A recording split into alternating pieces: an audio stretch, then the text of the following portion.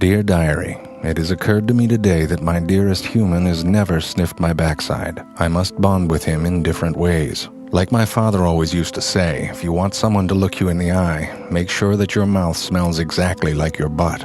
It's difficult to argue with that logic. And so I have eaten some rotting earthworms in preparation for my dear human's return, as well as one of his socks. Dear Diary, it's not so much that I miss my testicles. I know it's a rite of passage in our pack, and I'm sure that my dearest human has had his removed as well.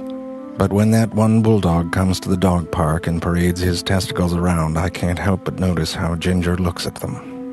I love Ginger. To be fair, I will admit, he has a fine-smelling butthole. Dear Diary, the cat is a curious, magical creature.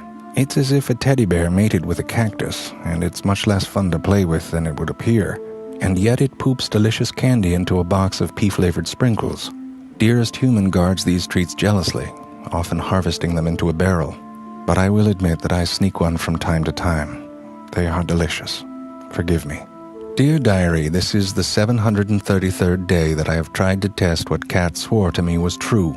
Namely, that if you hump anything long enough, you will find a vagina. So far, the results have been mixed. My dearest human's leg vagina has not revealed itself. However, I'm almost certain that I felt something on the brown teddy bear. More tests are needed. Dear Diary, I have yet to see my dearest human poop anywhere. I suspect he may not know how. I have resolved to try and teach him when we patrol the neighborhood each day in search of men with hats and beards. It is embarrassing to do in public, but he must learn somehow. I fear he will die of constipation if I don't succeed. Fortunately, my dearest human seems to show some interest and is now collecting my feces in a small bag. Soon. Dear Diary, I must be more careful when licking my genitals. My dearest human seems sensitive about it, most likely because he's incapable of licking his own.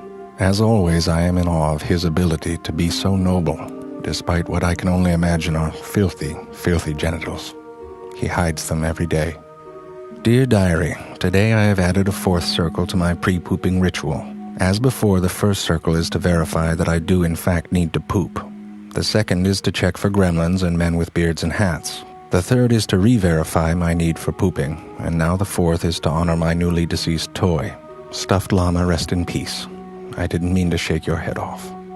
Dear Diary, I told the cat about how my dearest human has promoted me, teaching me to shake so I can participate in his business dealings. However, Kat pointed out that I'm often unaware of what I'm shaking on. For example, when I shook the neighbor's hand this morning, I have no clue what I agreed to. None. Kat says this is how the devil buys souls. I will pee on the bed for comfort. Dear Diary, my dearest human asked me where the ball was when it was clearly in plain sight. I brought it over, and he threw it even farther away, then asked me where it was, and was very happy when I brought it again. Perhaps a metaphor? Dearest human leaves each day, and I am happy when he returns. Wait, maybe he is the ball, and I am dearest human. This is too much. I must pee on the bed.